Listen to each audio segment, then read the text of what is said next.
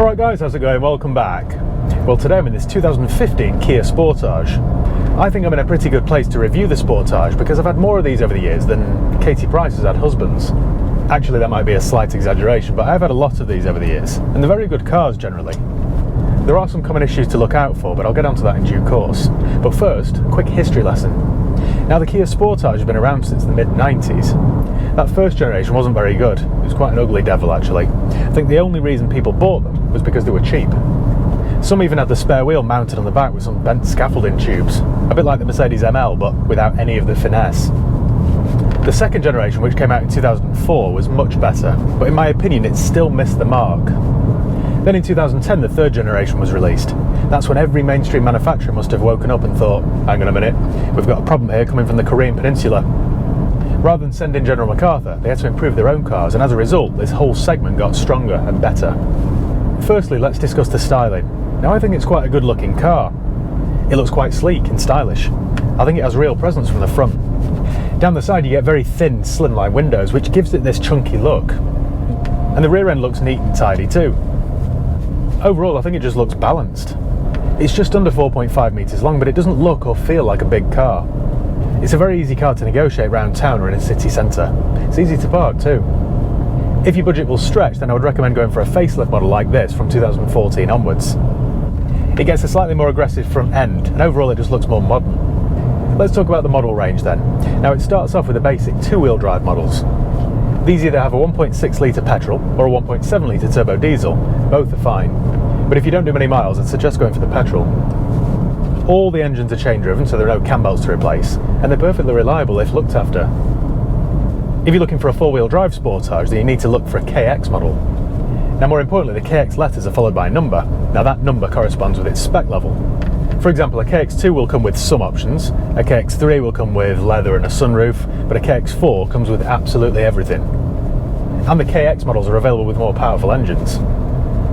This 2015 KX4 that I'm in today has a 2 litre turbo diesel engine, and it produces 180 horsepower, which gives this car a 0 to 60 time of just under 10 seconds. That doesn't sound too impressive, but it does have plenty of torque, so there's plenty of power there for overtaking.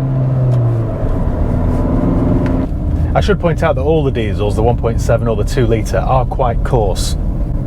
They're quite clattery, especially from cold. But they do a fairly decent job. Some of the lesser models have a 5-speed manual gearbox, but all of the KX models come with a 6-speed, which is a bit better if you do more motorway miles. Or if you don't fancy changing the gears yourself, you could go for an automatic. The gearboxes across the range, both manual and auto, are quite reliable. If you do opt for an automatic, I would recommend you service it about 80 or 90,000 miles. It'll only cost a couple £100 and it just prolongs its life. Moving inside, the interior is pretty good. It's all very sensible. I like the layout, everything's within easy reach. You get plenty of storage, 2 cup holders, a decent sized glove compartment. But even on this high spec KX4 model, none of it's what you'd call luxurious. Take for example this armrest here.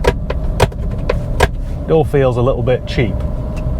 On the bright side, it comes with everything that you could possibly need, up to and including a panoramic glass roof, heated seats front and rear, sat-nav, reverse camera.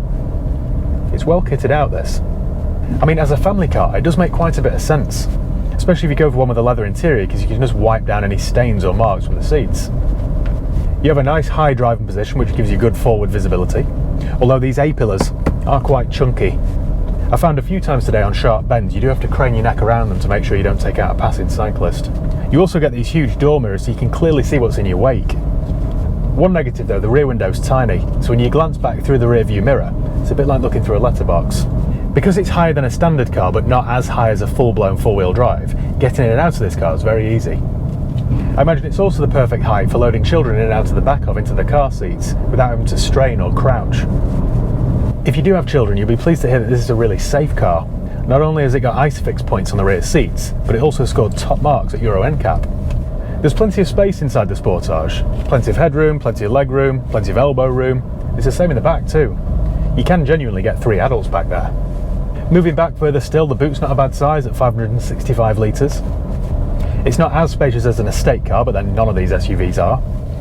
And you do get a good bit of ground clearance, so you can take on something like this without the fear of bottoming out. Not bad. If you're one of those people who like to go on holiday in a caravan, now I shall pass no comment there whatsoever, then you'll be pleased to know that this will tow 1600 kilos. Fuel-wise, this 2-litre CRDi will do 34 miles per gallon round town and close to 50 if you drive it sensibly on a motorway run. The annual road tax is £220 a year. Now, none of those figures are particularly groundbreaking, but the same is true of the whole car. It's good but not great, but it's not poor either. It's just one of those cars that, it's a bit of a run-seal car, does exactly what it says on the tin. Excuse the cliche there. It does have quite a bit going for it. The parts are reasonable, the servicing costs are reasonable, and every single Kia dealer I've ever been to have been helpful and friendly, and that really is as much as you can ask. From new, they came with a 7-year warranty, which really helped to put Kia on the map. Nobody was doing that at the time. And it just shows you what confidence they've got in their own products if they're willing to cover it for 7 years or 100,000 miles. Whoa there, Billy. In terms of what it's like to drive, then I'll be honest with you, it's not going to set your world on fire, but I don't think you'll hate it either. It does everything you ask of it pretty well. If you go for a high-spec model like this with bigger wheels, then the ride can be a little bit jittery on these bumpy country roads. But the seats are quite comfortable and supportive. You can hear the odd few rattles here or there, but then again this car's done 82,000 miles, so you forgive it some of those. I prefer the stereo on the lower spec models because you actually get physical buttons, rather than trying to hover your finger in the right area on this touchscreen system. In this segment of car, you could do far worse.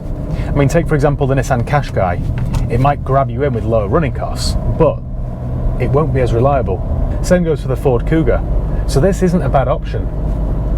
The only other car in this segment that I could confidently recommend to you is the Hyundai iX35.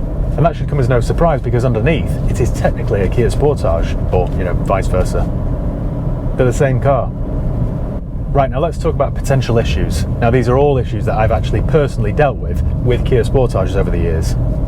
For a start, the clutches are quite weak. I've had to replace them at 40 or 50,000 miles before now. Usually they last 60 or 70,000 miles depending how it's driven. So they're certainly not as robust as some other cars. Then you've got the sunroof which gets jammed. Now that's purely due to lack of use. All it needs is regular lubrication, but nobody ever does that, and then it can jam up. I just do it now automatically. Whenever I get one of these cars in part exchange, run it to the workshop, oil change, MOT, and grease the sunroof. The air conditioning system can leak, and that's usually the condenser. That'll set you back a few £100 to sort out. The key cases on lower spec models can fall to pieces. Luckily, if you go on eBay, you can buy replacement key shells for about £20, and it's quite an easy job to do. If you go for a high spec model like this with a reverse camera, you'll find in time the reverse camera will fail. That'll set you back £500 for replacement. They're quite expensive, and I've had a few of those fail on me over the years. And finally, and this last one's just cosmetic, if you go for a higher spec model like this, it has those nice looking alloy wheels. They're actually diamond cut, but with time that nice shiny surface starts to corrode and they look a mess. But that's about it. If you find one with good service records, then it should never leave you stranded. All the issues I mentioned there are just minor things that you should know about. Used prices here in the UK start at around £4,000, and they go all the way up to £12,000 or £13,000 depending on the mileage and the spec. Any more than that and you strain into the territory of the Mark IVs. Well, I think that's about it. So thank you once again for watching. Make sure you give the video a thumbs up if you enjoyed it. Make sure you subscribe if you haven't done already. You can follow me on Facebook, Instagram, Twitter. I'll leave the link below. Also check out my new channel, High Peak Property, if you're interested in house renovations and that sort of thing. If you're interested in getting into the used car business, then check out my online course. I've created an online portal with nearly 100 videos which explain every single aspect of the used motor trade. From funding, branding, preparing cars for sale, it's all there, so do check it out. And it's free for the first 30 days, and then £27 a month after that, and you can cancel at any time. So yeah, cheers guys, I'll see you next time.